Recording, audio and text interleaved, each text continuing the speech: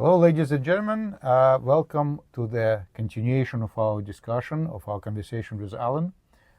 We already spoke quite a lot about his ancestors. But now the question I have, Alan, why don't you tell us a little bit about yourself? What's your history? I know you're a soldier, you're a veteran. What more details can you share with us? Sure, absolutely. So I did 4 years in the United States Army, and my background in particular was as counterintelligence, and was involved. I was in the Army when 9/11 happened. Wow. So previous to that, I was specifically involved in like counter-espionage, and when 9/11 happened, they made us counter-terrorist experts and could use our resources and everything for the fight. And during Afghanistan, my basic role was to geolocate enemy communications and target them for destruction. So basically catching people at the top or mid-level, or anybody you could more like on the strategic airstrike, to identify communication centers, and but also to understand, all the different characters that were using their mobile or walkie-talkies or sat phones or other communication devices that they had. We were specifically able to geolocate them, and then they would get visited with 500 to 2,000 pounds of hello. So, Did you know about results? Did they tell you if it was successful? I would listen to it live. You could actually hear the person talking and then just go straight to static, and the end. That's a good feeling, right? Yes. It's about as surgical of a strike as you can get. So we were the targeted strike basically came from this evolution where we began up until when I left in September of 2002. So from my 4 years in the Army, 98 to 02 was very formative. I was young, 18, when I went in, just like a lot of my ancestors were. But you decided that you would be a soldier from the get-go? Oh yeah, all my life I always knew. It's totally in my DNA. And at the time I had no idea how extensive my family history was on the military, soldiering and all of that. So my background actually leveraged quite well into the research of people. It's amazing, right? I was used to looking for... you had a predetermined path. It's incredible. It kind of was an easy leverage to take my skill sets, my training, all this stuff. I've been using it, for everything advantageous. I've never been able to tell the Army how grateful I am that they taught me so well, right? And the ability to parlay that into genealogical research was just extraordinary, because this is some complicated stuff. So being able to going from looking for people who did not want to be found to now looking for people who are deceased, and trying to get their records and all. And then in my family background, there are no less than 7 countries represented in military service, and it's quite a maze to go through. It's a lot, and I had to, in the depth of detail, to learn about what the rules are for the military, their medals, the logic behind how they are assigned to their units. It was just a multi-year endeavor, to be sure. So this particular case.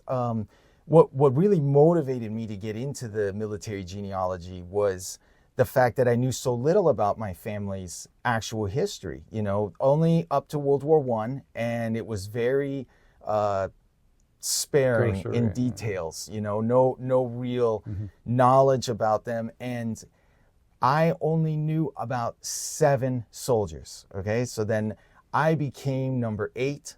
And my cousin became number 9. Later he joined, and he was in Iraq and in Afghanistan infantry. And me being intelligence, and my family background is almost all infantry.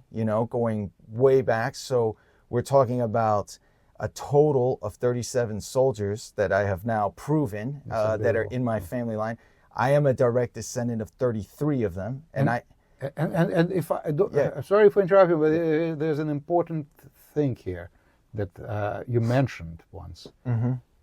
Is it true that none of them got killed? Yes. In any of the battles that they... So out that of they took part in? 37 soldiers, I make number 34 in that line, and then I have a cousin and 2 great uncles, so they're not blood, descent. I'm not blood descendant of them, right? But 31 out of 37 were infantry, and we fought in no less than 21 different wars, more than 50 named battles, and stretching back from the 1590s until the present day, where we have been represented. And only one generation, my 4th great-grandfathers, I have yet to find someone who was in the service among them. So 0 fatalities. That's unbelievable. 0 fatalities. That's, I don't know, it's fate or something's going on. Absolutely crazy. And to me, How do you explain this? I have some explanation for some of them. All this history that I've discovered, but today we're going to discuss my grandfather. Yes, on the Russian Second World War on the Russian side. Yep, yeah. And this is a very unique and intense story. Oh, I'm ready. Yeah, let's go with it. For the audience, this is a character who saw basically every element of war that was there to be offered during that. He wasn't. How many you mentioned that in our conversation before? Oh, he's a veteran of four different wars. Yes. And it's even amazing how he ended up in the Soviet Army. Yes. And how he got out eventually out of the Soviet Union. So it's quite a story. So why don't we start at the beginning? We'll dive into it. My my grandfather Aron. He is the son of Shmuel. That was one of my great grandfathers who was in World War I soldier. And we just discussed that in the previous episode. So he is the son. He's actually the second child. Excuse me, but his older brother had passed away as a child in 1918 at the age of 6, and he was now the eldest. And from that time, his family had another sister later that was born, but she died in infancy. And then he had another brother, and then another series of brothers and sisters. But that brother and my grandfather, the only survivors of the war. And it's because both of them were facing the enemy with weapons in hand. Right, not civilians that were exterminated. Exactly. So my grandfather, Aron, started in Poland. Okay, so now this... now we're talking Poland as a part of the Russian Empire. When he was first born. Before the revolution. Right. Well, it would be considered now... He came from the village of Rokitno in Western Ukraine, now Western Ukraine. So at that time, it was part of like the greater Polish-Lithuanian, old borders, fall into that. But at that time, they were part of the Kiev military district as opposed to the Warsaw military district. And... in his situation, when he was born, okay? So then when he becomes 21, he's 21 years old in 1936. Okay. And he is conscripted into the Polish army. And they are on the now far... Poland is, we have to stop for a second. Poland is now independent following the Russian Civil War. Poland broke away. And then the Polish-Soviet War. And Polish-Soviet War, and they were able to defend And this is Warsaw how the border got out to them, because Right. they're only about 10 kilometers or so away from the Russian border, from the Soviet border, yes. And so he joins in March of 36. He does 18 months there, gets out in 37 in the Polish army. He's infantry, and he had apprenticed as a carpenter at the age of 15. So his carpentry skills are what led him they wanted him in the infantry. Mm-hmm. And as we spoke about in the previous episode, we were discussing how certain countries take soldiers and they put them as far away and like on the opposite end. And that's what Poland was doing. So all the guys from the east went to the west, the guys from the west went to the east, and thus broadened their perspective of what this new nation is. And so he was on the German border. He was in the 2nd Battalion of the 75th Infantry Regiment, 23rd Infantry Division, and located in the town of Chorzów. I'm sure I'm saying that incorrect in Polish, but I wouldn't know better. Yeah, that's how I see it in English. So the town of Chorzów, and then the sister regiment to that was located in Rydnik. Mm-hmm. So today they're kind of more central Poland, but at the time it was the border of western border of Germany. So in that time, he talks about how they marched a lot of long ruck marches and everything. And he was already used to, as a kid growing up, would used to walk 20, 30 kilometers for himself, you know, just in that area. He was not uncommon. So they would do these 40-kilometer marches, like 80 plus kilometer round trip. You know, they go from no horses, no, they just walk, and they with their trucks. rifles and everything, and they did that regularly from Chorzów to Rybnik and back, and they would go there for the night. So that was just a part of the training. Yes, just a regular part of training. But they did other things, of course, that you would do with soldiering, and this is critical because his experience there gave him the body of a soldier, gave him the endurance and all that stuff. So when he left in 1937 and went back home, he was now in the reserves, and he was assigned to what is called the KOP. And I'm not even going to try and say that in Polish, but the KOP was like not just a border patrol kind of thing, but it was an actual military border patrol. I see. So it's a fully fledged military unit, and it's an infantry unit stationed at the border. Correct, and they sent a lot of infantry officers did tours through the KOP because they were more likely to get combat experience against bandits that were coming over the Soviet border from the 1920s, Smugglers 1930s, so all kinds of stuff. So it was, by 1937, 38, 39, it was pretty quiet, you know, until obviously when the war begins. So he is a reservist with KOP Rokitno. They had their own barracks there in the hometown. And so when the September 1st begins, they have the original active service soldiers are put into a new regiment called the 97th Infantry Regiment. So instead of being KOP, now they're frontline the actual normal standard. So now they've taken all the active duty soldiers, officers, etc., and they sent them west to go fight. And with all the heavy armor or heavy weapons and everything else that unit had. So they're all heading west, not knowing that the Soviets are going to attack in 16 days. To stab them in the back. Okay. And the so all the reservists then occupy the billets for those KOP, and now they take over the patrol of the border and all that. So they just leave kind of a ramp force at the border. Yes, all these reservists are already there, and they just now and they went forward deployed. He was actually now in the first.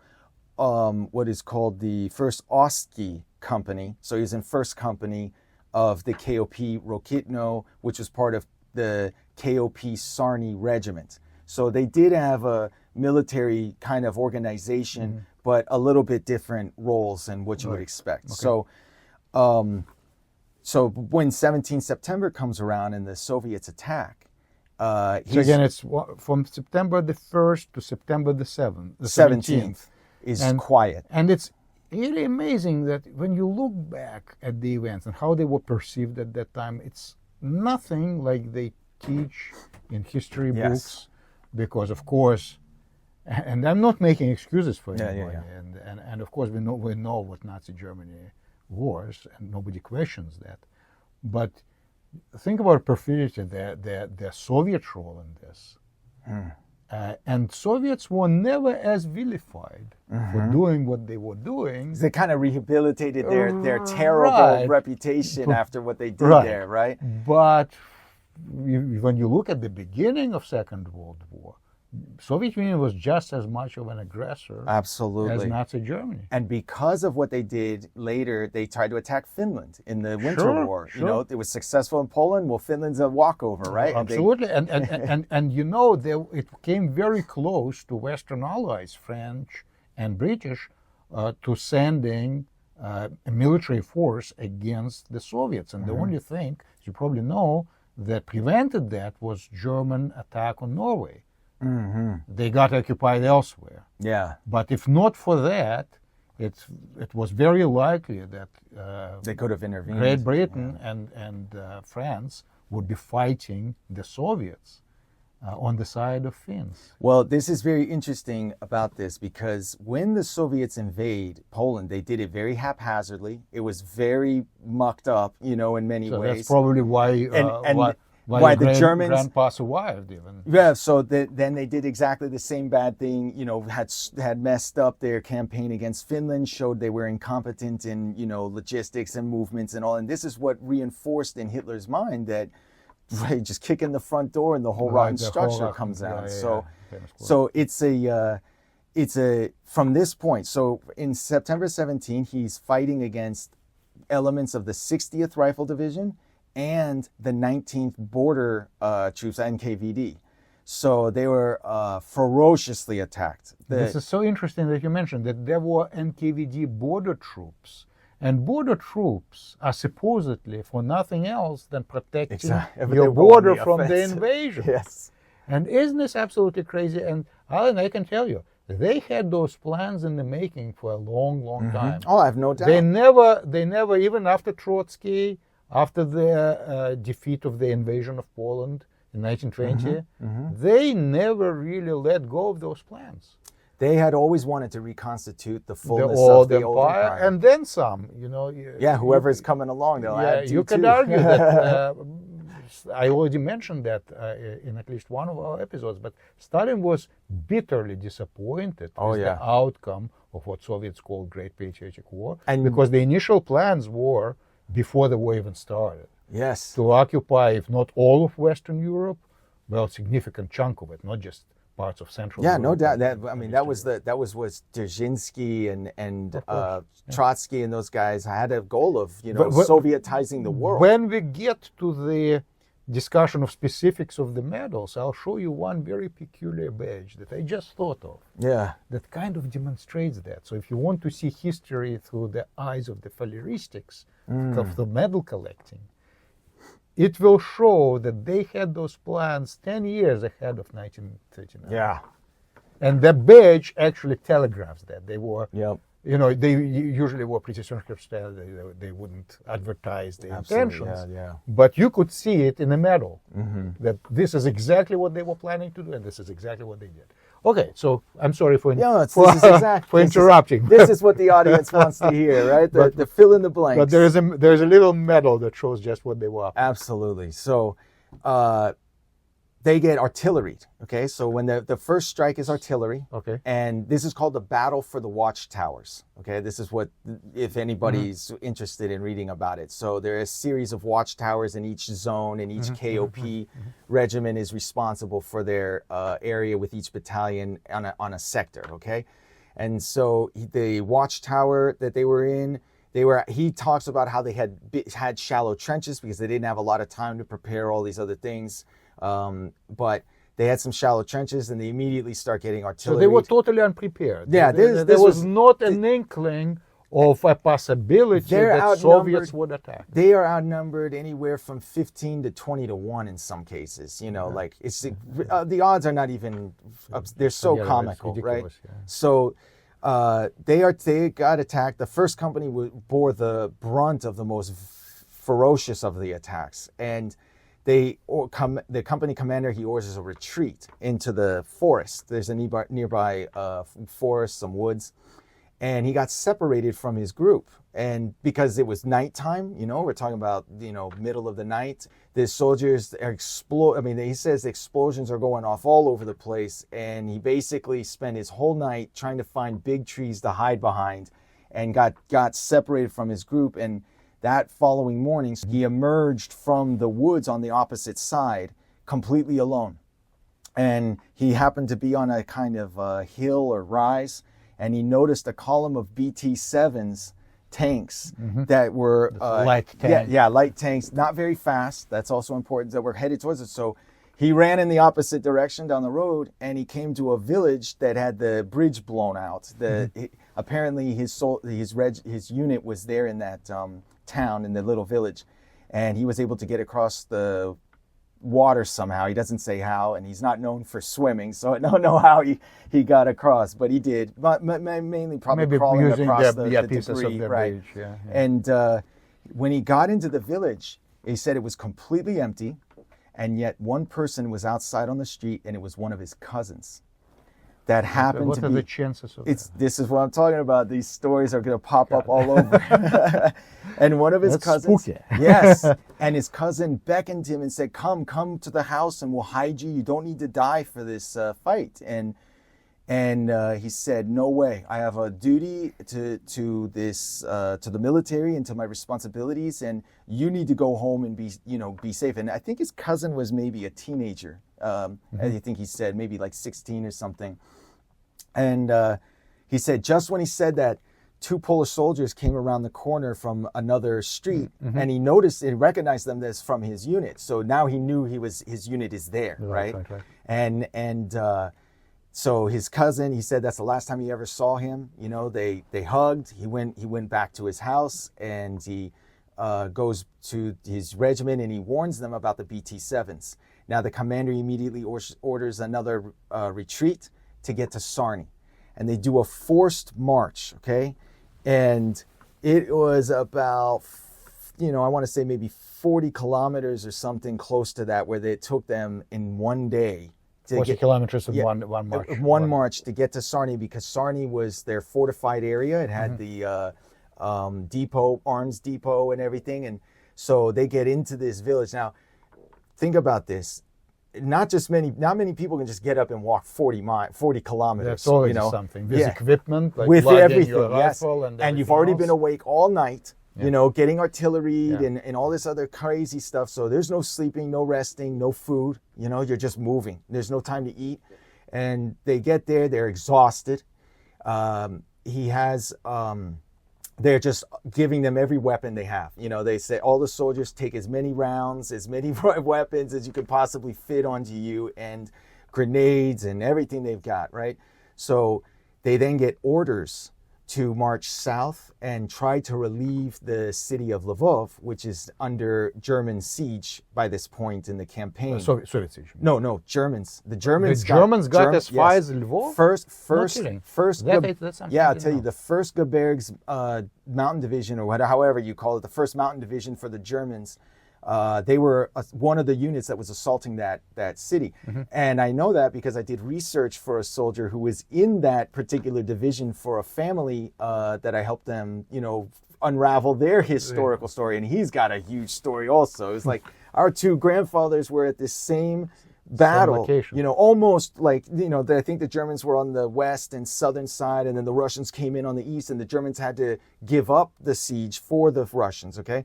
So as he was marching, their unit was marching from Sarny, they end up running across various Russian units that are also advancing. There's, different squads, platoons, company, whatever, however they break it down.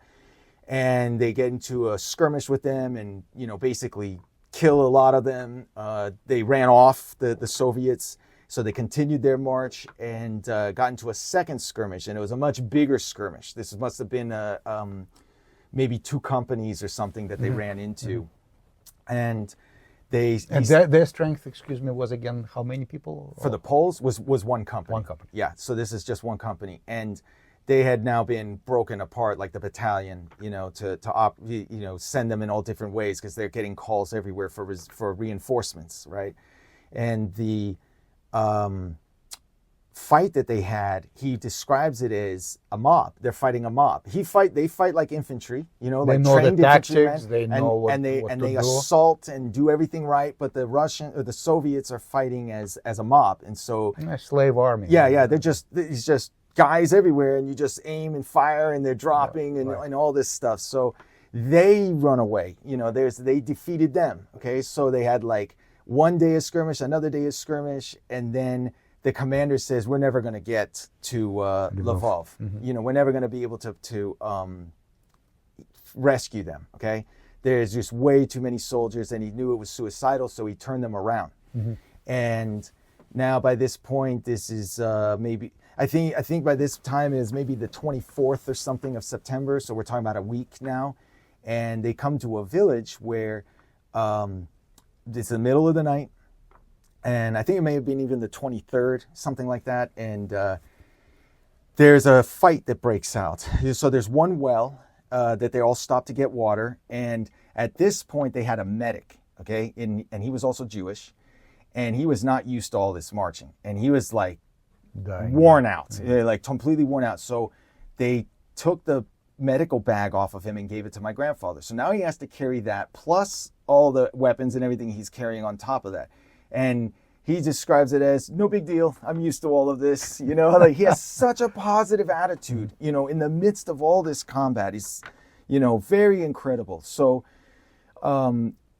he then, and remind the audience, or to let the audience know, is that he's a third consecutive generation soldier at this point. Okay, so we've got an established line of warriors going on, and now this is the third war that his family is involved in. And so a fight broke out. He was made to be the last one. He had the medical gear, so he's the last one in line. Him and this other Jewish soldier. They were made to stand at the back of the line. So they have Poles, Ukrainians, and 3 Jews. That's how this unit broke down.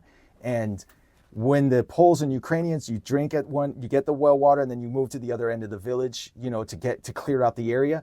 So all these guys, they go down to the other end of the village, and a fight broke out between the Poles and Ukrainians. How crazy! The Poles want to keep the fight going. The Ukrainians want to give up. They think it's ridiculous. Accept your fate. This is the kind of, and they could hear squabbling, you know, from a.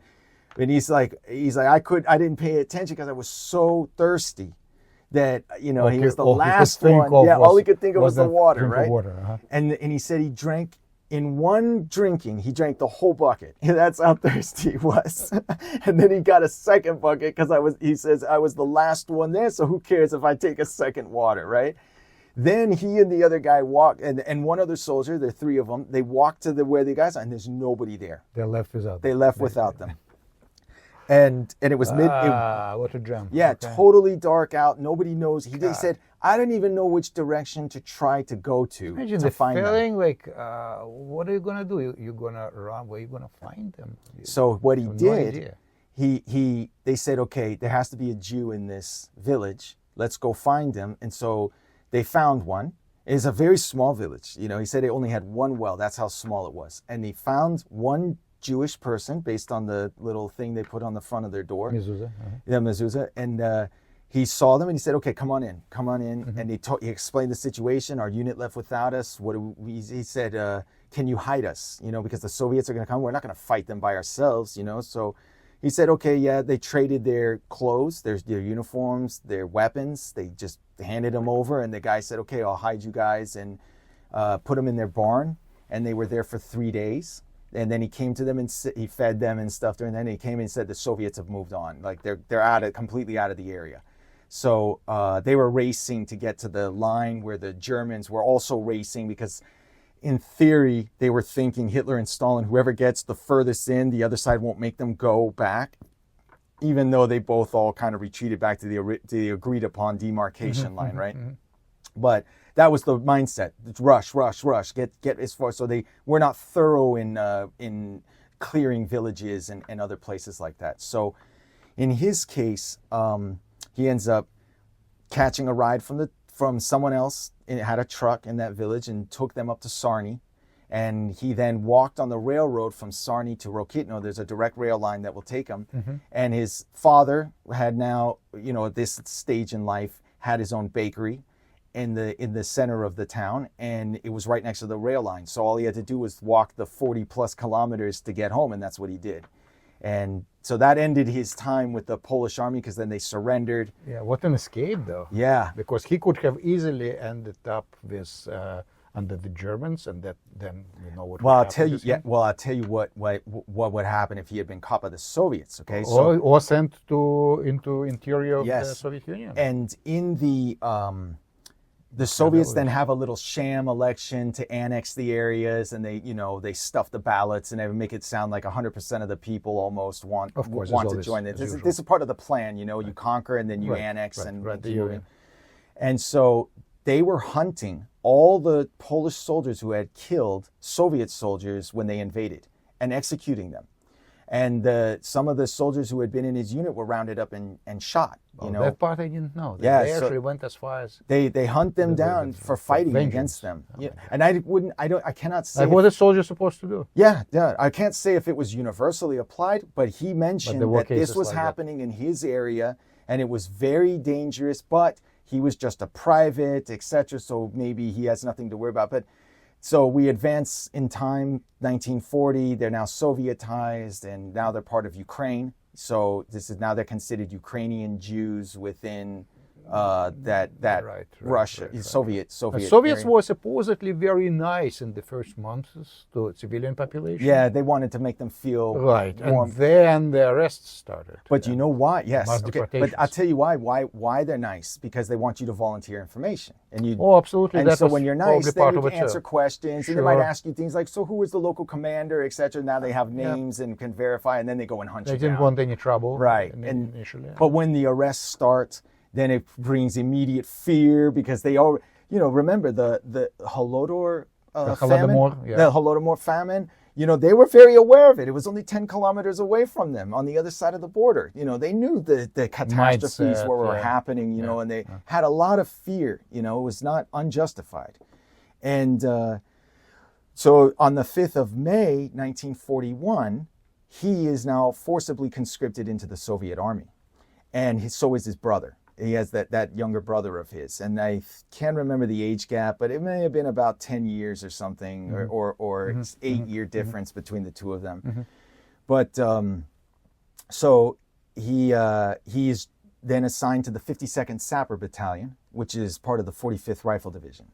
45th Rifle Division. So, and they were obviously a Kiev military district. Still, yes, I believe yes. So that's still, which would become Southwestern Front. Correct. And the German invasion. And he, the 52nd was located locally. They took the barracks over of the KOP Rokitno regiment battalion that was there in the town. So he, because of his carpentry background, right, and his infantry background, he was then, instead of going to infantry, they kept him in the Sapper Battalion. I see. And their mission is obviously to destroy things or tear things down, right? That was the intention? That's what sappers do, right? They blow things up, they break, and so his first assignment, but this is before Operation Barbarossa, they're still at peace, so their first assignment, almost immediately, they go out to level a hill by hand, like with just pickaxe, shovels, and wheelbarrows. So, but it was Sapper Battalion. Now, Sapper doesn't necessarily mean just destroying things. Sure, it's like but it's not in the Soviet. Right. In Soviet, they have engineers and sappers, right? So they're kind of a little different. Not quite. If it was a Sapper Battalion, so they were combat expected engineers to as do. well? They were essentially combat engineers. In Soviet military parlance, in the term, because I've seen the term both. sapper. Yeah. There were engineers, but those were more specific, like aerodrome engineers, for example. But if it was a sapper battalion, they would be building fortification lines. They would be at times even laying mines. They were miners. And sometimes they would combine the role of the two, even in the name of the unit. Sapper and mining battalion, for example. So sappers doesn't necessarily mean that they were for destroying things or well, that's all they did while he was there. But in his case, obviously, that's what happened. So they had to destroy a hill. Okay, so they tear down this hill, and they were going to build a new railroad spur line that would come through that particular area. That was the goal, anyways. And they finish on the 21st of June. Okay, so how 6 crazy weeks. is that? Yeah. 21st of June, you know what's coming. Yes, 22nd of June. And that is where we're headed next. Barbarossa. Yeah. Operation Barbarossa. So they get back to Rokitno, so they're actually back at that afternoon, in that evening time, and they stay in the barracks, and at 0300 the next day, on the 22nd, Barbarossa begins. So, 0300, 0330, something like that. So, for him, and I have this is so interesting. So I wanted to make sure I got this correct. So they worked, like when they were tearing down the mountain, it was 12 plus hours every day in the sun. It was very hot. That's another thing, that summer of 41 was a very hot summer. Nothing predicted the winter of 1940. Exactly. It was a year of extremes. It was very weird. There is a Ukrainian sergeant that he had in this battalion, and he wanted to go home and see his family before, to say goodbye to them, because who knows where their next orders are coming, because they were given orders to go to Kovel, and they have their own train. That's very important. Yeah, that's an important location too. You know what happened in that General Dubna, Kovel? There was a major tank battle. Yeah. Oh, yeah. Fought in the first weeks of the war. Exactly. Still enduring in the first days, you could say. Yes. Within a week Yes. after that. And it led up to the started Battle the of Brody. Right, Brody Covenant, that was one general area. Exactly. And there was a huge tank. Some call it the biggest tank battle of the war. Yeah, even, I don't even doubt it. including Kursk. Because well, there's an event that happened, but first he wants to go home, and he not bribed, but he promised this sergeant, look, let me go home, and if you let me go home, I'll bring you back a half a liter of vodka. Boozy. I was just thinking that, before you said it, I knew what the bribe would Vodka be. is the highest currency of the land. Absolutely. And yes. he says Ukrainians loved vodka. This is a specific quote from him. You could get a Ukrainian to do who anything for the doesn't? vodka.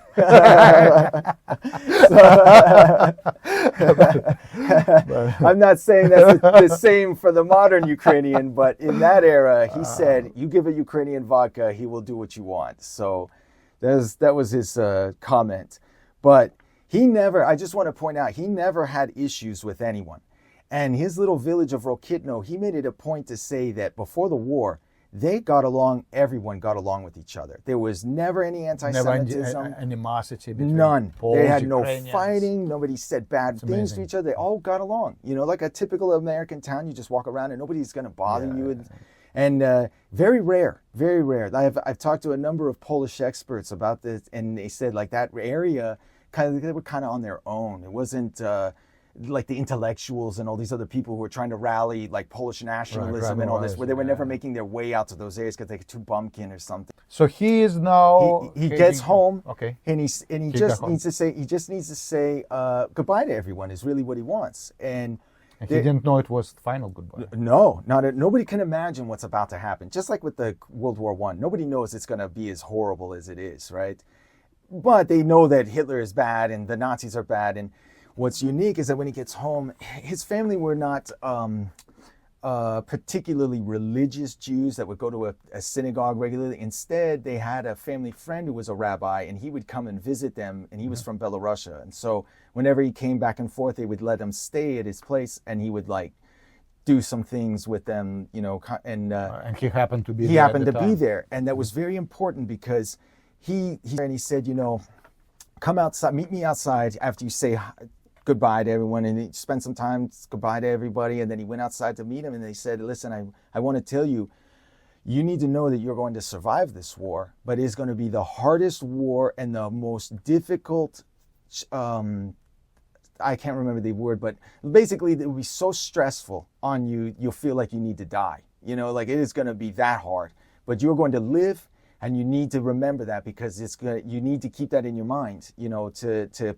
bear the suffering. How did he know? Yeah, there's a very, very prescient, right? Very prescient that he would say that kind of stuff. And he basically gave him kind of like a prayer, like a blessing, and I don't know if he did that to my other great uncle as well, but he just talked about that. And then his father had some words for him because he had been at war, and he said, just, remember to follow the orders, and just kind of generally, some things, and do your best to come home alive, that was he said. There was no longer home when he came back. Yeah, when he came back, it's all different. But now, so he says, I got back to the unit just as they were loading up the train, and I gave the commander the vodka, and he was very happy because he then said, I was not sure if a Jew would give me what you promised. And now that you've done that, I have more respect for Jews. That was the Ukrainians' comment. Yeah, you were being Bush.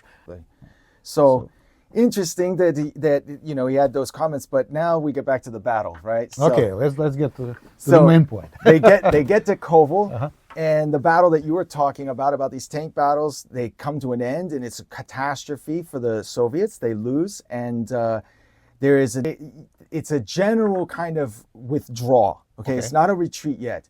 The 45th Rifle Division begins withdrawing back to Sarny. And they, as far as I understand, they were part of the 5th Army. Yes, they were part of 5th Army. Under Potapov. Yes, and he was a very good. He was one of the few that were doing good. Well, they were doing their job well. So, but they had to withdraw because of the loss before, and so they were at risk of becoming a salient, exposed to be surrounded and cut off. So now everybody has to retreat to keep the front kind of flat. And they were to the south of the out. main German trust. They were as facing far as I the understand. 6th German Army, the famous one that was destroyed in Stalingrad.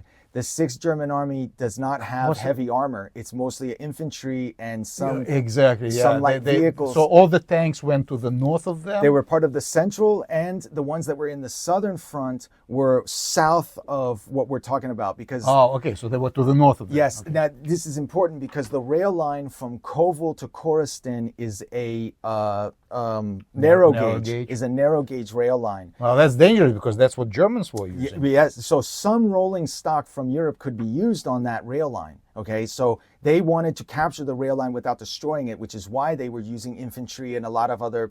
I guess was the mindset like less chance of breaking the Now, roads. for our viewers that don't know this, Soviet and Russian railroads were built differently than European ones. Intentionally. Well, maybe because of the weather, I'm not sure. But No, it in was intentional to keep them from using rolling stock. in any case, case, yes. yeah. When Soviet train reached the border and needed to continue on, they would change the Exactly. They would change the Change the cars or whatever, cars. everything there. Right, So right. The cars would stay the same. There was a system. Actually. somebody would get off They would and change. they would Yeah. make connections. They would but- change the wheels under them. Yeah. But in any case, in Poland, apparently they were using narrow gauge, probably same as in the rest of Europe. Possible And it- because Kovel was a Polish thing, and they had maybe this. it was just close to the border. Yeah, and I think maybe they were doing trade with the USSR as well, Sure, so that they might be needed the something Might be the- and controllable, right? Does that Right, make sense? right. So So you it's can't important use- to understand that German trains couldn't just keep rolling exactly, into the Soviet and Union. the Soviet trains couldn't just keep rolling when Right, they invaded right, Poland, right, right? So that I think the Polish and the Russians or Soviets came together and made. Probably some treaty or something said, look, we're going to make this one rail line and it will work for that. But, so they're on that railroad and they're retreating. and they are the last unit to retreat because they have a train, so they can't be at the front, right? And they are given orders to destroy 1 kilometer of railroad every 3 kilometers that they travel backwards. They have a steam engine, obviously, that's pulling their train. Yes, and they got their and cars. on the way back, they're destroying. And they've got this like in the rail. hook or something Right, that right, rips right. the wood, of the rail ties. Yeah. And plus they have weapons and all these other things on the train as well. They're very well armed, and then we're about to get into their first major battle. So when they are doing this, obviously it's very slow, and the Germans are trying to move as fast as possible to invade, and prevent destruction of these railroads, and what's destroyed has to be rebuilt, etc. So eventually they get caught, and in the town of Antonivka there is a little bridge, and they had rigged it for destruction, and they had not finished rigging it. Okay, so this was the 7th of July 1941. At this point, the commander makes the train get to the other side of the bridge, and then they get out and they start loading it up with explosives. And while they are in the process of rigging it, 16 HE-111s from 16 from I'm gonna German bombers. yeah, from the Kampfgeschwader 55, known as Grief, and they were the unit that was attacking them, and they have like this Griffin emblem. So it wasn't on even their- Stukas. This was No, they did not twin want to, engine. engine, Yeah. but they were not bombing the area. They want to take the bridge intact, and it prevent. So everyone had to run away. So let's step back a second.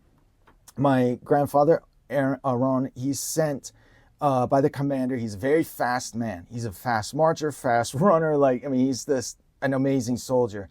And they tell him, go 1 kilometer west to this little high rise of a hill or something, and be like a scout for where the Germans are going to be coming. He said when he got there and he climbed to the top of this little hill, he witnessed a major armor battle. That it wasn't tanks, it was like armored vehicles and stuff. And he saw the Soviet soldiers that were, still fighting in that area just getting mowed down, just no hope. And as he was watching this, that's when he noticed the aircraft coming in. And so he just takes off running. He says he witnessed a massacre taking place, of just the destruction the Germans were doing to the Soviets there.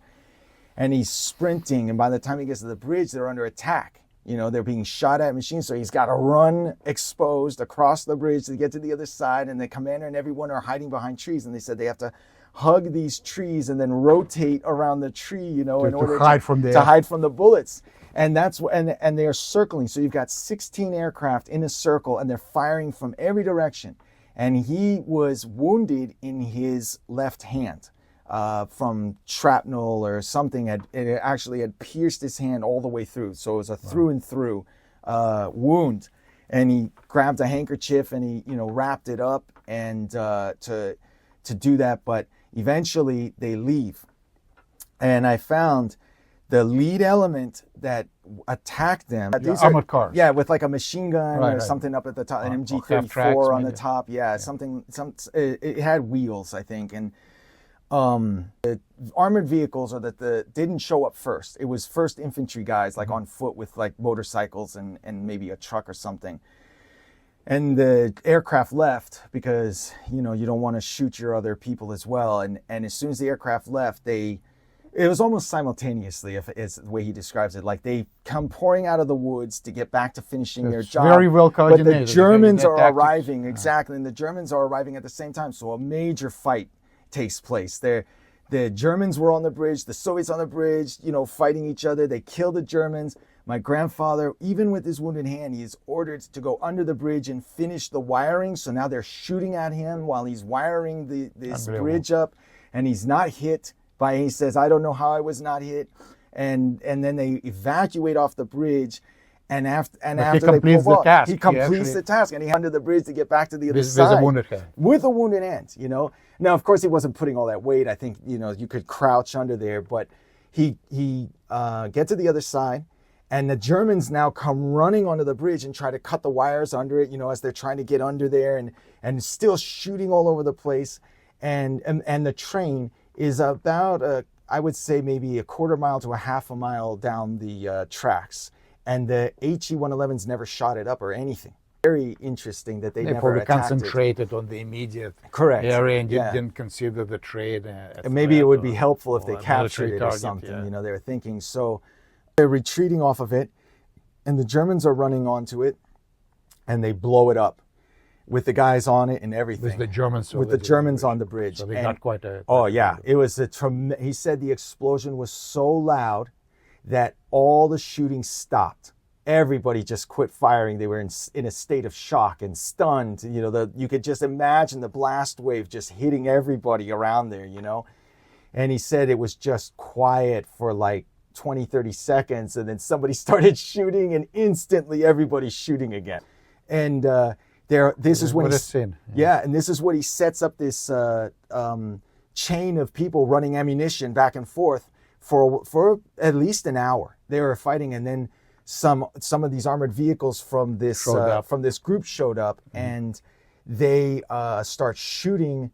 You know, and the guy realizes, well, like this can destroy the train, you know, from a distance, etc. So they order a retreat. Some of the other vehicles must have crossed somewhere else on the river, and now we're coming up to flank them. That's insane. So they all retreat, you know, and they run as fast as they can, and they get on the train, and the train withdraws. So the commander then says to my grandfather, he's like, "You're going to get a commendation for this," you know. And but he didn't say which award. Didn't say, and he never. This is actually interesting. This rings so much true because in the early days, when award commendations was written up by a commander, at least in 1941 and probably a good portion of 42. They wouldn't say what specific award is being recommended. That would be up to superior command, to superior officers, because chain of command at that time was much more unwieldy, sort of cumbersome than it became later.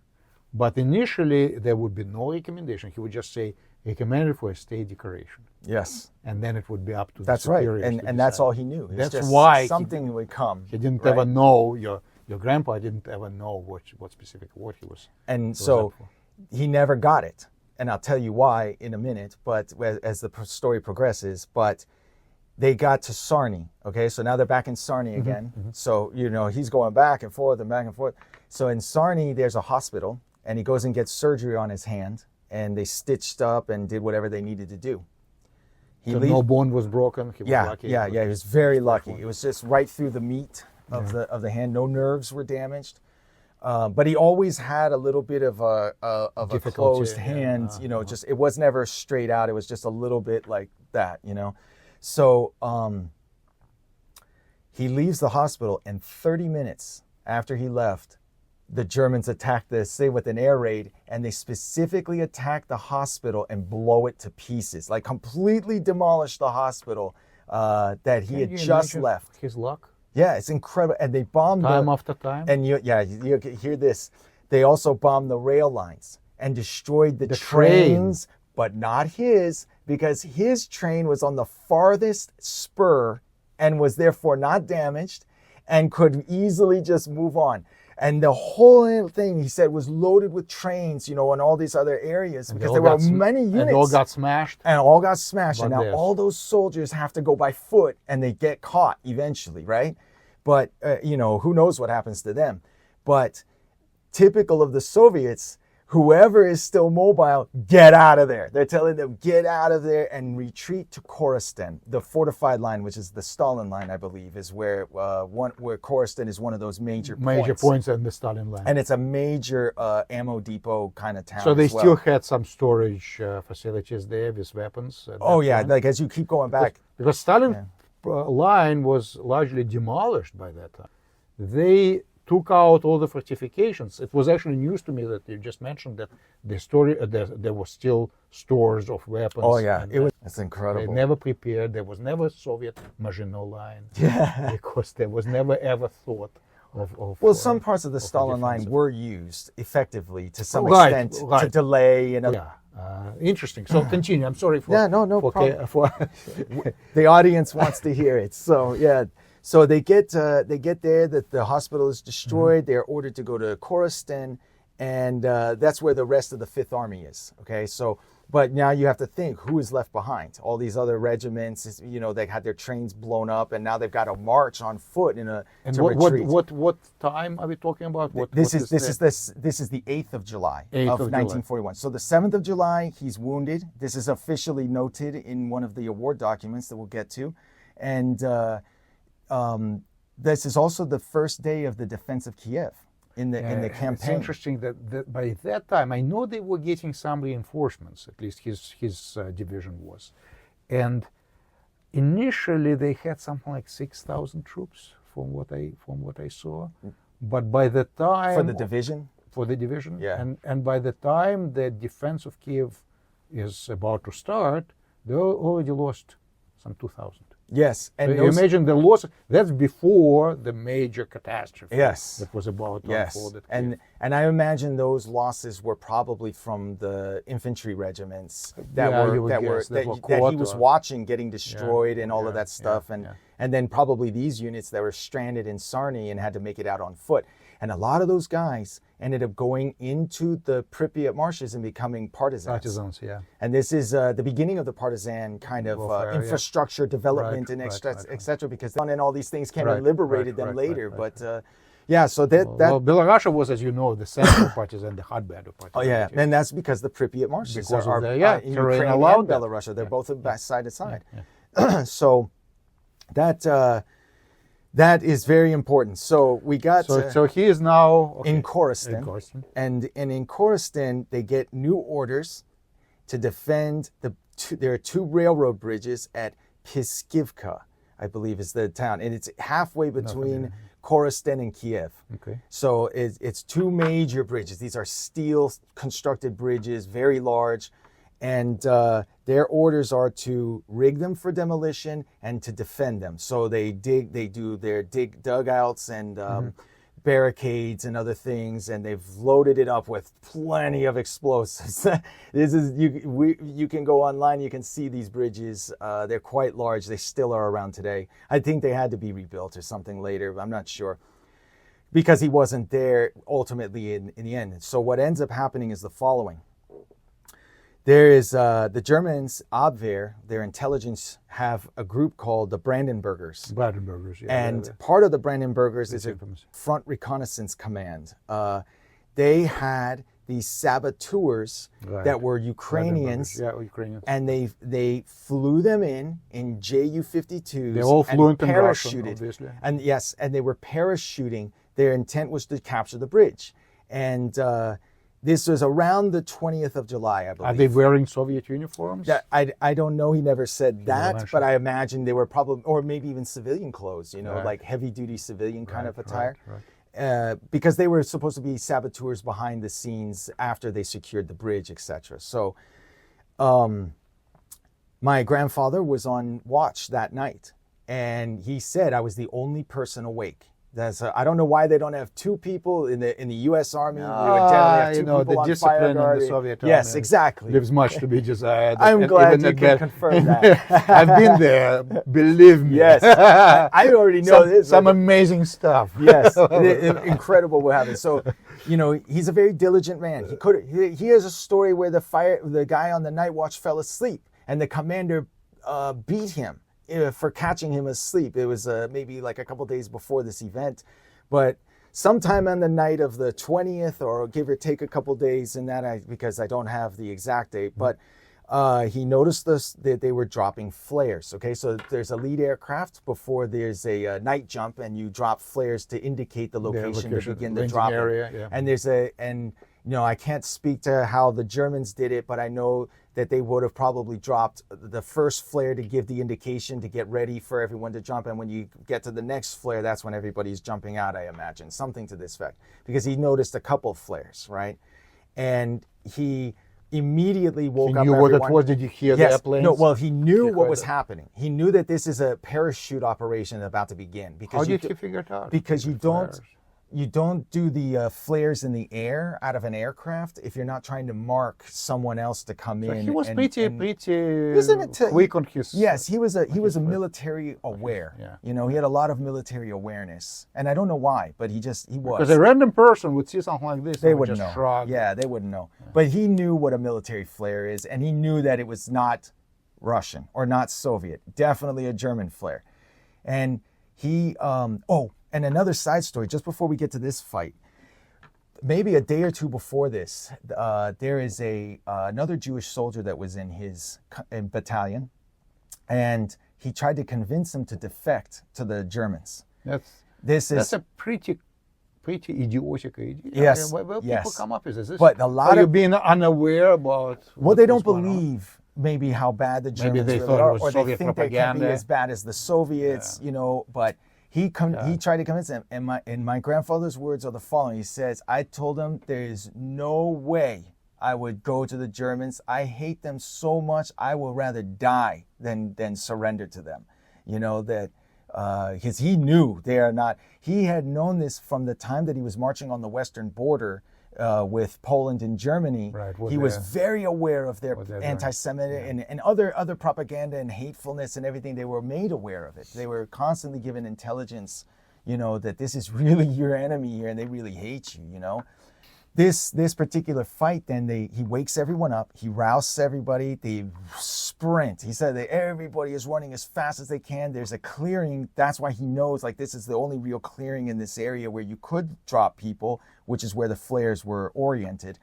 And as they run over there, he said they see the rest of the Ju-52s come over and start parachuting. Oh boy! And we're talking that must be what a sight. Yes, and we're talking a few minutes. Yeah. Okay, we're not talking about hours or something. This is a few minutes from recognizing there's a flare, screaming to everyone to get up, get your weapons, and everybody is running mad to this clearing. Pandemonium, And they get there, they run into the clearing, and he said he looks up and there are all these guys, and he just starts firing. He's the first to shoot. Everyone else starts shooting because he knows the law of war. You can shoot a parachutist. He doesn't have to be on the ground to kill them.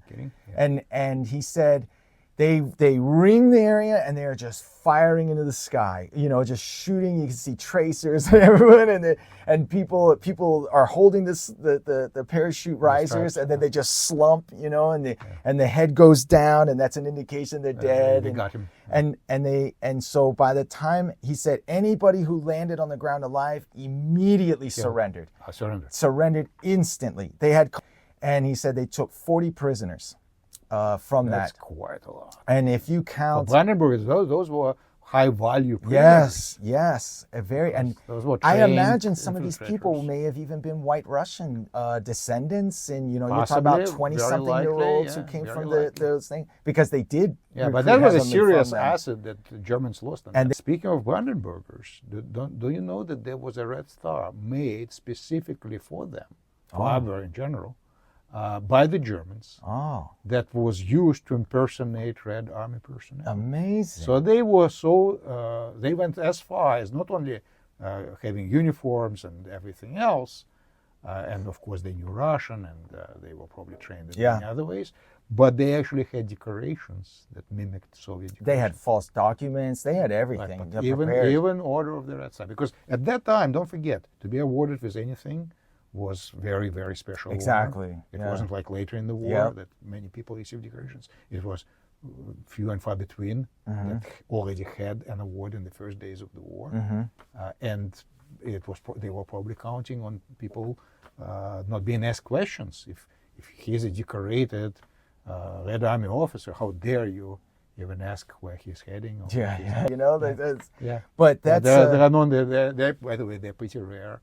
Of course, there are very few known examples that survived. There was such a thing. So anyway, no, this is exactly what we're here for. So that's taking tangents there. That group. So they wiped out. They captured. They capture prisoners. Do they get any award for that? Well, the commander then goes to Aron, and he hugs him, and he says, "You're the greatest soldier I have in the company or in the battalion." And I'm going to put you in for another commendation, for this. Because he had just beaten another soldier for falling asleep. So, in this sense. No, what the contrast. Yeah, he's like, I rely on you. He's like, where would I be, where would I be without you? Kind of an attitude, right? And so he loved him. He saw him as a valuable resource there. And now this is where things change, okay? So they are out there for some time, okay? So from July until the end of July until almost the mid of August, they are at this bridge and, having whatever events are going on. And the Germans were fighting around Brody and some of these other areas during this time. And they were focusing more on like Odessa and then Odessa wouldn't surrender. So that drawed more attention, So they kind of were neglected by the enemy for a little bit. But the story I told you about his friend defecting, his friend left. He left him that night. And Aron did not leave. He never saw that guy again. Probably shot. He was probably shot within 24 hours once they found out he was a Jew. And on the 14th of August, there is an order that is issued. And it's order number 13. From the Southwest Front. It's unbelievable. And it says, and I'm quoting the translation, all units, formations, and establishments of the front, available reservists mobilized from the western districts must be immediately withdrawn and sent to the disposal of the 13th Reserve Rifle Brigade's commander, at Pryluki. I don't know if that's... Pryluki, it's a railway juncture. But it talks about anybody from the front line, not necessarily Ukrainians. But all the guys were Ukrainian that the commander was sending away. It says everyone, right, initially. And they were coming from the regions of what is called Kresy, which was the parts of Poland that were annexed in 1939, right? And so he was one of those soldiers from that area. But the commander did not want him to leave because he was relying on him so much. He felt him to be the most reliable soldiers there. And... what happened, and a simultaneous order, there was another order that came in, and that order was about taking the train away from these guys. They were given a stand and die order to defend the bridge to death, blow it up, but no further train retreats for them. And they were to put all these soldiers who were being ordered out onto the train and take them over to Pryluki. Right. And so my grandfather was next to the commander, just happened to be there. And one of the soldiers, he's a half Russian, half Ukrainian. He came running over to the commander and he was furious. And by this point, Aron was kind of popular in the battalion. Everyone knew like the commander was giving him write-ups and stuff. And He says, and why is this Jew allowed to remain on the front line, but I'm a Russian and I have to leave? And the commander said, okay, you stay, you get on the train, right? And hurry up because it's leaving. And the train is literally leaving. It's moving down the line. And he said he sprinted all the way, jumped right on. He didn't wait for the commander to change his mind. He just took off running. That's been a good soldier. Yeah, he ran as fast as he could. And the other soldiers, they stick out their arms and they lift him onto the train. He says, I was at full speed and they catch my arms and they pull me into the train. So he said it was his lucky day, They say, just my luck. One of his many lucky days. Yes. So you see by the skin of his teeth. Later, the 52nd Sapper Battalion with the 45th Rifle Division are destroyed during the Battle of Kiev. Kiev, they didn't survive. Some of the elements of the division actually made it. Some of the Army battalion, in general, maybe because of very good leadership, some of them made it back to the Soviet lines. And I found that the unit actually. I'm sorry, but something very interesting I wanted to mention before we go on. This division, and you told me about it, so I looked it up. This division was one of the few original divisions that existed already in the Soviet order of arms, order of battle, by June of 1941. And this is one of the few that was stationed on the western border and didn't get wiped out. So it was many of the Soviet divisions, and I don't know if our viewers know all of these details, but many of the Soviet divisions, and you go through the list, like 25th, 125th, whatever, its number, if it existed earlier, it got wiped out and reconstituted from ground. Right. Some of them got broken down twice. Twice, had to be rebuilt three or four times. 3 or 4 times, exactly. But this division was an exception to that. So it was one of the lucky divisions. But even then they suffered. The battalion was destroyed. And I'll tell you, they found the final records, about a half a dozen maybe at most of the officers and about maybe a dozen or so of the enlisted men successfully swam across the Dnieper and got to the east bank of it and survived. It's incredible. Over 600,000 soldiers were taken captive. The total losses, they say about 700,000. I don't believe it. 650 is something I think is reasonable on the high end.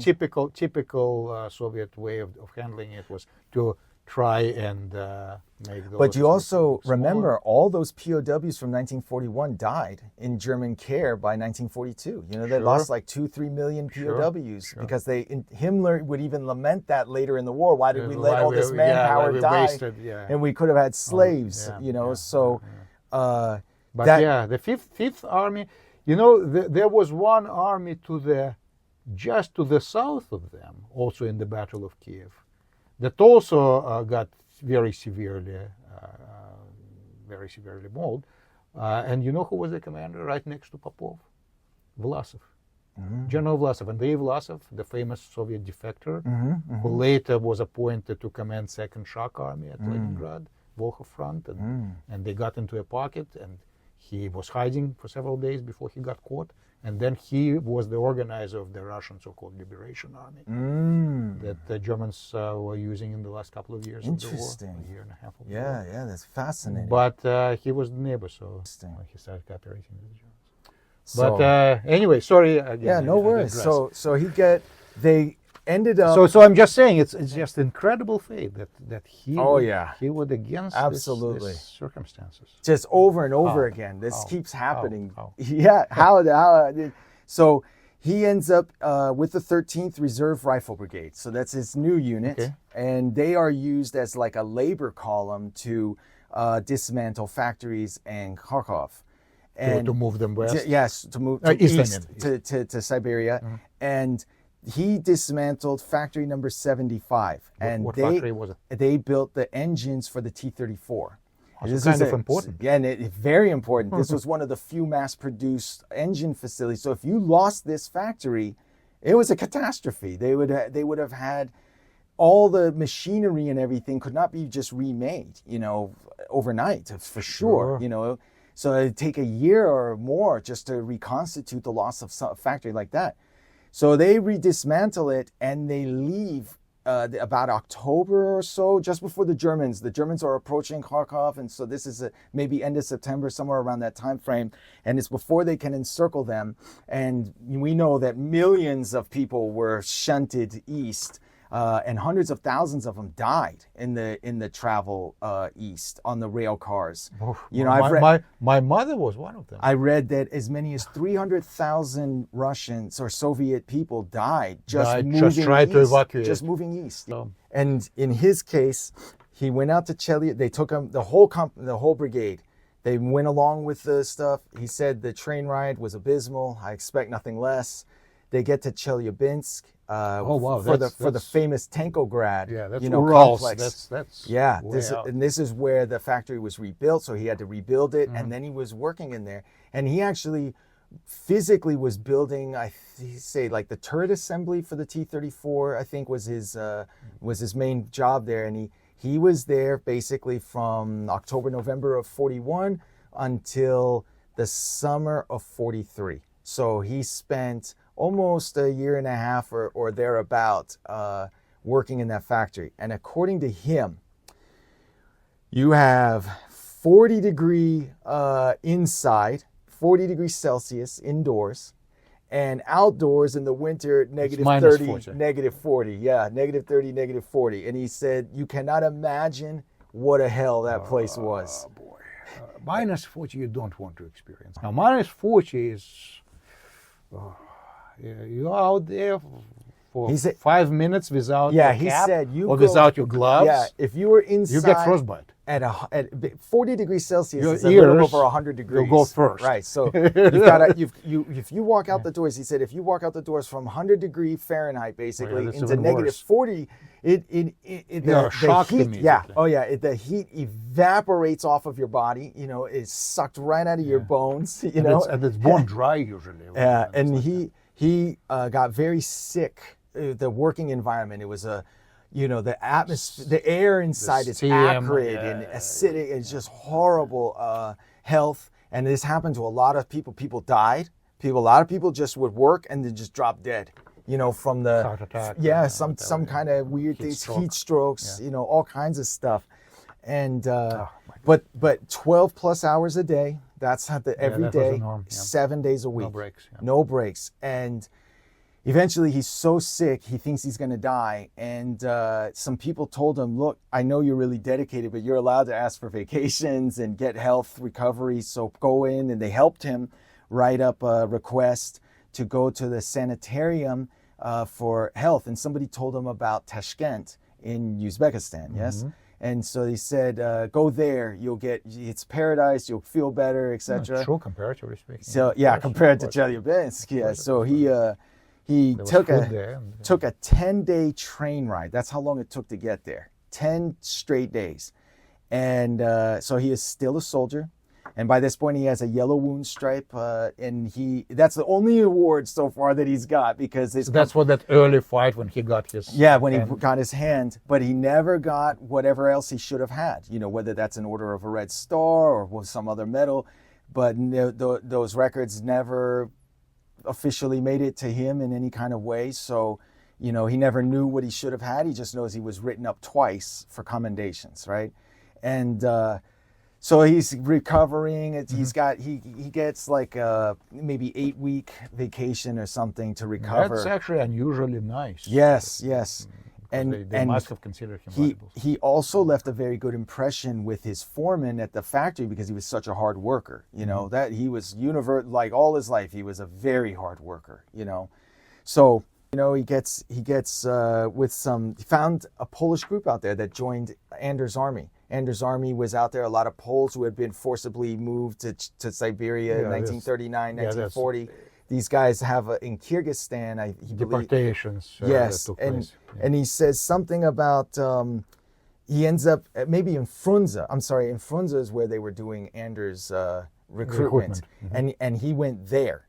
He wanted to join them and go wherever they were going to go, but Stalin let them leave, and he would only allow actual Polish people. Nobody of Jewish No ethnicity. Jews, no Ukrainians, Belarusians, Lithuanians, none of that. Like, even though he also, when he went to Anders' army, they interrogated him to determine, like, he said, hey, I was a Polish soldier. So they asked him questions, what regiment, who was the commander, and he passed all the questions. And they actually gave him a Polish citizen, confirming he was a Polish citizen. He got this like paper or something. And on a side note, he said, and the guys, the Poles in Anders' army were virulently anti-Semitic. And it made it very uncomfortable to be around them. You know, he's like, well, where am I with Nazis? Yeah. You know, he's thinking. And you know, another famous person from that was Menachem Begin. And he later. To Palestine. Yeah, so, you know, very, very, lot of characters that came out of Anders' army. And many of them ended up living in England and Canada, you know. But so while he's at Anders, with Anders, he lost his paperwork, the Soviet paperwork that gave him permission to be away. And now he's like way past extended past, but he was living with them on this base and not having any interaction with, I don't know if it was a base, but the compound that they were all. And so eventually he was out in the town marketplace when NKVD troops stopped him and asked for paperwork, because he's still wearing the Soviet uniform, right? And they asked for paperwork, etc. And he tells them, I don't have it, but he has this Polish thing. And they said, well, you're not allowed, you know, to be away from the unit. And he was scared he was going to get sent to a penal battalion. And he just tells them, look, I'm ready to go back now. I'm healed, I'm recovered, and I want to get back to the front line.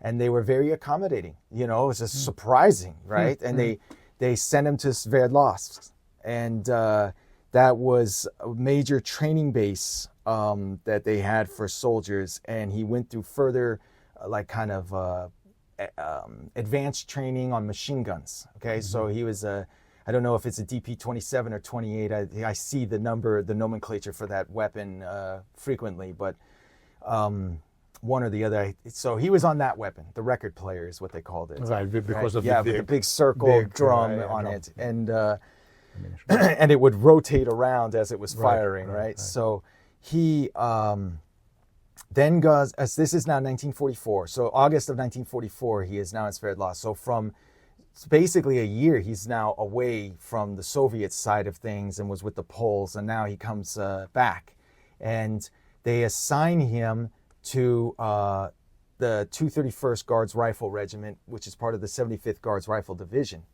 And this is this is the third most decorated division in the entire Soviet Army. 75th Guards? 75th Guards. Okay, weren't they with the Chukov's army, 62nd Army? They were 61st Army. 61st Army, not Chukov. I forget the commander's name. I have it in my other notes. But they were part of the 1st Belarusian front under Zhukov.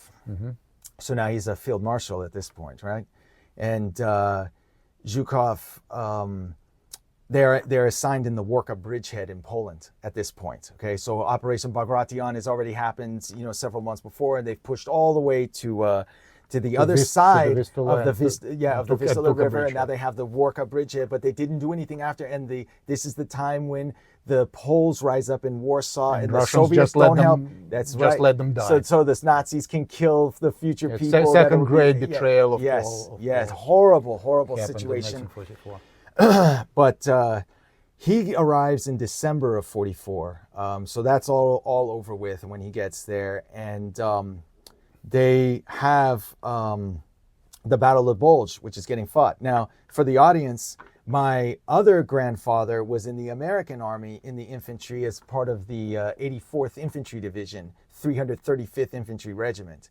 And they were in the Battle of the Bulge at the time. And he was fighting on the northern flank. And my grandfather, the American grandfather, he had actually already been wounded in the Battle of Lindern, which was on German territory just before the Battle of the Bulge began. Right. So he was actually wounded on the 29th of November, 1944, by some grenade shrapnel. When a soldier fell on the grenade, apparently this soldier was dead when he fell off of a little embankment and rolled onto the grenade that landed in front of my grandfather's foxhole and then detonated. And the shrapnel for the rest of his life was in his chin. He had pieces of grenade shrapnel, but the rest of the blast was absorbed by this other soldier. How lucky he was. And as a side note, that soldier played football for the University of Tennessee. He was a fullback, so he was a very big guy, and it makes sense how his body absorbed the full grenade. Almost all. And normally that would be a Medal of Honor for doing something like that, but they said that he was shot and fell off and rolled down the hill and just rolled over it at the bottom of the hill. So when the Soviets begin their attack, right? And this is the 14th of January, 1945, and negative 10 degrees Celsius at that time. And so their orders, they have a 2-hour artillery barrage. There's another barrage, and then a German 4-hour barrage. And so by the time it's all done, it was about 6 hours total of Soviet firing. And they then get the order to advance. Okay, so now the infantry are ordered to leave the trenches. And the company commander that he has, and I don't know the battalion or the company he was in, just the regiment, but the commander that he had said to him, told Aron, you need to wait back and cover us. He took 36 soldiers and they marched. There were some Ukrainians on the other trench that were fighting for the Germans, but they were calling to them in Russian and telling them, hey, we cleared the trenches, come on over, everything is safe. And so he said, I could be a trap, so I'll bring half of my company or whatever the number was. And he brought 36, including himself, out there. And immediately they're getting machine gunned and everything. And he says only 2 guys came back alive and the company commander was killed. And on his own initiative, he stands up and charges the enemy trench, just Rambo firing the machine gun. And he says he's the first one into the trenches. And they start fighting all day and clear the trenches into the night. So it was an all-day battle. Then the January 15th, is the German counterattack. And I found who these guys were. Landesschützenbataillon 997 is most likely the group that he was fighting against there. And these guys are where he and when they're fighting, they have these chants for the motherland, for Stalin, as they're screaming and running at them. So when the Unit 997 attacks, Aron is officially credited with killing more than 10 enemy soldiers and in hand-to-hand combat and with personal weapons, which the number is probably much higher, because the official document that records this is written by a man who is not his company commander anymore. But the battalion commander wrote up an award for him and gave him the paper as a copy, and it was that copy that he kept with him until he was in the hospital, where the hospital commander later would cite him for that medal. So it was based on this battlefield. Based on this battle. That's very important, because in some cases, that things are, you always suspect, made up. Yeah. Years later or months later. Some military commissariat chief writes up a recommendation for a veteran because maybe it's his drinking budget. Or maybe not. Maybe it's true. You don't know. Right. And hospital commendations are usually, showed courage in the Battle of 1941. How the hell would they know? Exactly. But this is very different, because now he has an actual document. Yeah.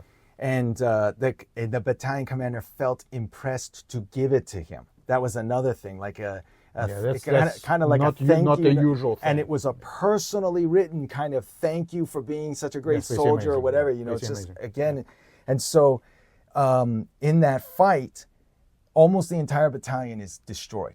He says when the battalion commander came down to his trench and he found only 5 survivors left just from his trench, and there were more than 60 dead and all these others. And he said he sat down and started weeping. That was his direct quote. The battalion commander. It's and this wasn't the spring chicken, the guy. No, this guy, had seen everything. And he's a Guards regimental commander. Yeah. So it's not just a line infantry or a shock army where they really are meat grinder.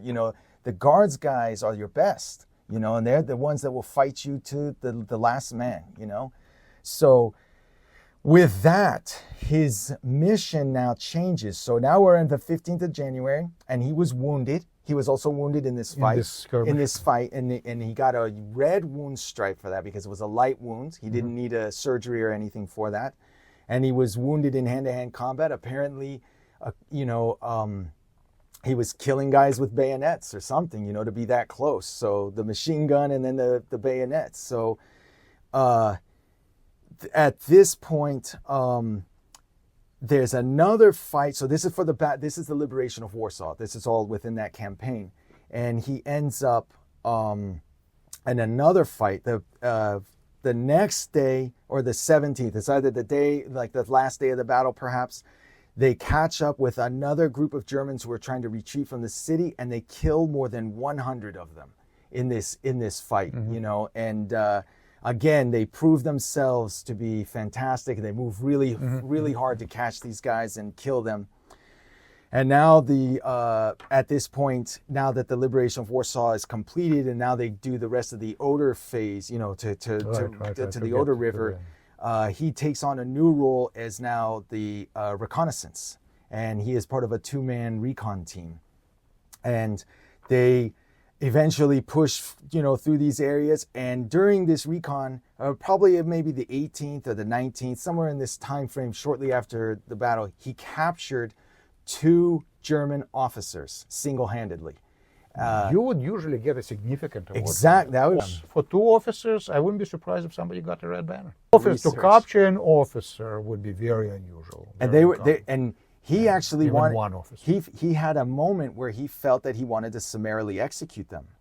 Just shoot them right there on the spot. And he then let the moment pass, and he realized, there's a lot more here. Yeah, and I don't want to be a murderer, is what his thought was. And he captured them. The commander is just very, very happy and, says more nice things to him.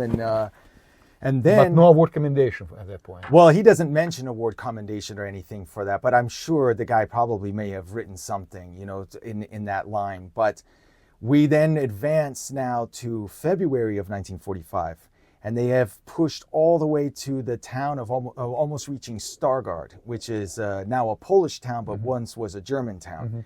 And Operation Solstice, which is a German offensive led by the SS, and it's the only time Heinrich Himmler, who was the Reichsführer of the SS, was in charge of an actual battle in military soldiers, and he had been begging Hitler for a long time, and finally was given allowance. Launched the attack, all the snow and everything melted and turned everything into mud. So you have these King Tiger tanks and regular tanks, they just sank into the mud. So it's a 3-day battle there that they had, and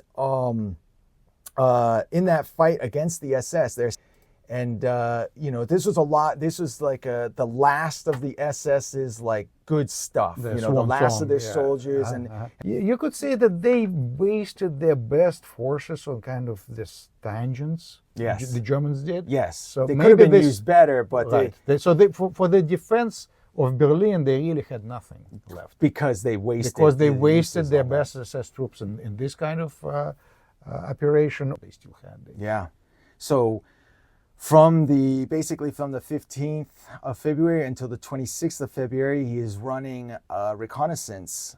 They're gradually inching their way forward towards Stargard, and they end up on the last day. This will be his last day in battle. Was the 26th of February, 1945, and he was wounded for the 3rd time. And he was on a typical reconnaissance. He was about a kilometer or so away from the original front line when he came to a wood line that had been pre-sighted by SS mortarmen. And when they reached that wood line, immediately there was an explosion from a mortar round. And it landed between him and his companion, and the artillery or the mortar round shrapnel entered his right leg. And he had a scar from his hip to his knee, based on the surgery to pull all the shrapnel out of it, and his companion was killed. Again, imagine the luck. Yeah, the shrapnel hit him right in the chest, his companion, and he fell down. He says, I heard the unmistakable oomph of someone getting hit, but he turned and looked, and his companion like raised up his head, trying to speak, and then just died. Just like that, just face first and dead. And so now he has to hobble his way back to the front, to the trench. And when he got back to the trench, they took away his weapon and told him to make his way to the field station. On his own. On his own. They wouldn't even help him. They were not even going to. And he wanted to go and get the body back from the other guy, and they refused to help him then. And he said, I couldn't do it by myself. So he doesn't know why they won't help him, but they just took the weapon and said, go. That was normal practice. Yeah. They wouldn't spare a vehicle or a horse-drawn wagon. And I read about those cases that people, wounded soldiers, would have to trudge for miles to get to what they call the evacuation hospital. I skipped something. I want to go back real quick before I talk Sure. about how it's saving. Just before they had advanced, before the Vistula order? SS, Before the SS battle, they had reached a point where they were engaged in some fights with some German leftovers or something that had been Like trying to strugglers? delaying action. They were trying to do a delaying action, and they had a minefield. And this is where a penal battalion was called in. Where he almost ended up. Yeah, where he thought he would end up. And he witnessed, he tells, I witnessed them force marched into the minefield, and everybody who blew up a mine, everybody blew up a mine somehow, and they would lose their foot or their leg or something like that. Some were killed right off. He said if they were not dead, the commander was shouting at them through a kind of a megaphone type device, yelling at them to continue crawling and expecting, if you're wounded, to just set off the next landmine and blow the rest of yourself up. So he witnessed that, and he said that all that night, the soldiers that didn't keep crawling forward, he heard them crying and no one would help them, and by the morning everyone was dead, like of that group that had been marched out there. Yeah. So the ferocity. What a way to fight. Yeah, it's a viciousness that is unknown in the West. It's just in the West we don't have any kind of comparison to this. Yeah, it's a different kind of culture. So the going back now to his wounding, when he was making his way to the first aid station, he came across another soldier who was dying. It was on the roadside, just another individual told to go get yourself there by yourself. And he said, I know I could probably die, but I'm not going to leave this guy behind. So he says, hey, buddy, let me help you. And he picks him up and gets him onto his feet, and he's got him like not carrying him, but got his arm around him and shouldering him. And he uses, because his left leg is still good, he's putting all his weight on his left leg, and he makes this other guy kind of help him, carry his own weight as much as he can, right? And to compensate his wounded right leg. In 3 kilometers, he carries this guy. Didn't bleed out. All this stuff, he said, by the time they got to the wagon, this is just a wagon of a horse, and then they'll take you to the first aid station, which was another 2 or 3 kilometers away from there. And he said by the time he got there, his leg was numb. He thought he was delirious. He was losing consciousness. And in the wagon ride, he's in and out of consciousness until he got to the hospital tent. It's a field hospital, and they did surgery on him, but they left a piece of shrapnel in his leg. And the next day, he had a very severe fever for another, and they said we don't have the resources here to help him, so they sent him to another hospital, 1279 or 1279, and this is in a town called Minsk-Wazowiecki. So you were actually able to trace the hospital? I did, and I found its actual location, and he arrived there on the 1st of March, 1945. So you imagine from the 26th, 27th, 28th, and then the 1st, right? So in the 27th and 28th, he has this high temperature fever, but he gets to this hospital in time, and the commander of it is able to do the surgery on him and remove the piece. Okay, so now he is bedridden for like 6 months, from March until September.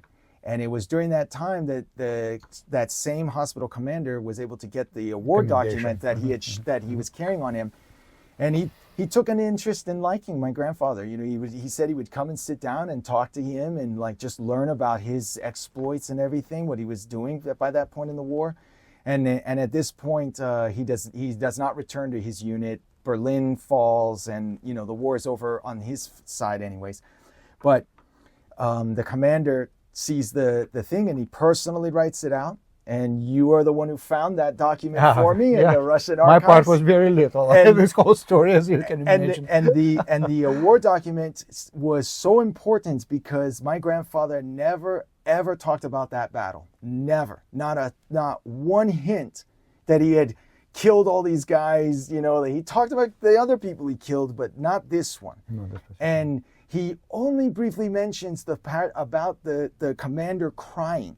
You know, but he does not detail the battle. So it makes you think like he must have been crying about the day before or something, you know, because he omitted all the details about that.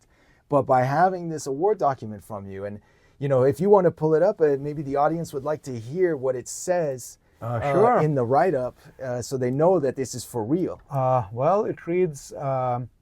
award commendation and who for is the a convalescent soldier currently in the evacuation hospital number 1279, is it? Yes. Aron and so forth. His position, machine gunner of 200. Everything checks out. Everything is exactly like you knew. 231st Rifle Regiment.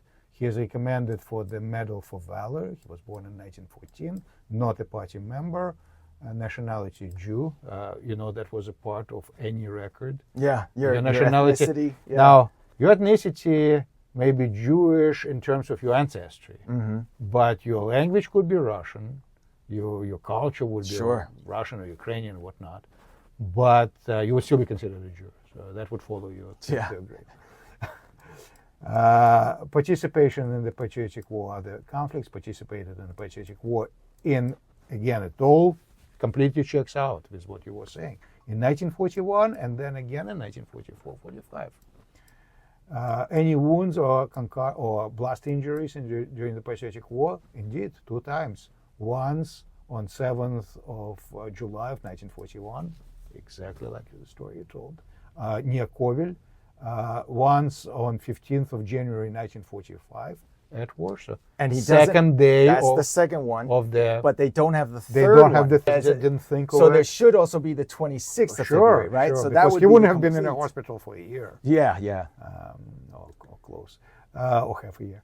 Okay, so wounded, it says here twice, in the Red Army since, this is interesting too, exactly as you said, May 5th of 1941, so joined just before the Patriotic War. In Rakitna, was drafted in Rakitna, had not been awarded prior. And because none of the award documents he was lucky to yet. survive. Yeah. That was probably more important. And he didn't know what rewards to put in there, you know. So, and then description of defeat in battles during the breakthrough of the enemy defense on the Vistula River of 14th January 1945. That's beginning of the Vistula Order campaign. Red Army private such and such in hand-to-hand battle in the enemy trenches with powerful fire, it says exactly that, powerful fire of his machine gun supported the advance of his company, and on 15th of January, while being wounded, continued to fire at the counter-attacking enemy. In this skirmish, machine gunner such and such eliminated close to 10 enemy soldiers, for that received a special thank you note from the battalion commander. He has a serious shrapnel wound to his right thigh and currently is being convalescent or being under treatment in the evacuation hospital number 1279 starting from 1st March 1945. He is morally stable, very important. He is highly disciplined soldier, dedicated to the party of Lenin and Stalin. You cannot leave it out. And he is thereby recommended for the State decoration of Medal for Valor. 17 July, signed commander of the evacuation hospital 1279, Kalitovsky. By the way, Kalitovsky, that is most likely a Polish name, or possibly Ukrainian. I actually found a photo of him. Really? Yeah, and he was in civilian clothes, and he was Major teaching the medical doctors for the military. And then apparently he was conscripted into the army. Oh, like all medical all the personnel soldiers, and he was a major. You know, it automatically made a major. In that sense, for the viewer to understand how a medal was awarded and given, or even a red band, Order of Red Banner, or Order of Red Star, I'm sure probably have to come from a military. No, you're commander. absolutely right. Yeah. So I can see that. I can definitely see that. And that is the scenarios for anyone who is doing their military genealogy would have to appreciate these nuances. And again, like you just pointed out, if his ethnicity or nationality is always declared as Jewish, well, if you get an anti-Semitic commander, what does he care? Like, make sure you're not going to get it. Yeah. We'll finish up his story here. What happened is he's recovered. And if you can imagine this 6 months that he's not been moving and everything, they take them to a place just outside of Warsaw, like a few kilometers out there, and they can't drive anymore, and they have to march 300 kilometers to Berlin. So wherever the drop-off point was, 300 kilometers, they all marched. And he said, there's this massive, almost like a highway, and it's a dirt road, very wide, tens of thousands of people just going in every direction. Tanks, wagons, children, men, old women, and everything you can imagine. Soldiers, columns of soldiers marching up and down this, as far as the eye can see, this dirt road that led all the way to Berlin. What this generation had to go It's through. insane. How do you think, how could you survive? And how did he make 300-kilometer march after he had been wounded and all this? He still did it, didn't complain. You know, it's just amazing. So got to Berlin. He was assigned to the 2nd Belarusian Front, which was in charge of the occupation At that duty. point, the hospital, it looks like, was under 2nd Belarusian Okay, Front. yeah, so he would have... But it was still 2nd Belarusian Front, not Army of Occupation yet, in November of 1945. Yeah, The war was yeah. over. So he was assigned to an unknown artillery unit where he was retrained on the 76mm cannons, and was doing occupation duty in Berlin. And at the exact same time, my grandfather in the U.S. was also in Berlin as occupation duty, and he did 6 months occupation duty in Berlin, and he was reassigned to the 78th Infantry Division. And my grandfather was a prodigy musician. Like, he was self-taught pianist, and it was just phenomenal. He played 6 instruments, and that is how he got switched from infantry to the band. And this is important because the 78th Infantry Division band played for all the forces, the French, the British, the Russians. Anytime they did a parade in front of the Brandenburg Gate, he was there. So I did some research on where the different Russian and the Soviet and American units were, and they were almost within 2 miles of each other. You know, they might have met. There's a possibility they crossed paths at least. Maybe not know each other, but they watch each other across the sidewalk or something. Amazing. And so when he finally gets his medal, that's in the 2nd of November, and he's discharged in December. But going back to my other grandfather, when the 84th, when they got to the Elbe River, guess who they meet? There's the 9th Corps, which was what the 75th on the Elbe River. The Americans, they met the Soviets. Yeah, the Americans met the Soviets. My American grandfather grandfather met the headquarters of the 9th Corps, which was the same corps my other grandfather was in, and his division was there also. So they almost would have met each other there if he had been there. And they had a celebration and drinking and all this stuff, and it was night. They had this giant bonfire, and everybody was celebrating. The Americans came over on boat, and the Russians gave them vodka. The Americans weren't used to it, so they got really drunk. And one of the guys shot off a flare in celebration, and it just happened to land on the headquarter building of the general for the 9th Corps, and burned it to the ground. And burned it to the ground. And then the celebration ended. I can imagine. And so twice there were 2 scenarios where they could have come across each other in a way, but unbelievable.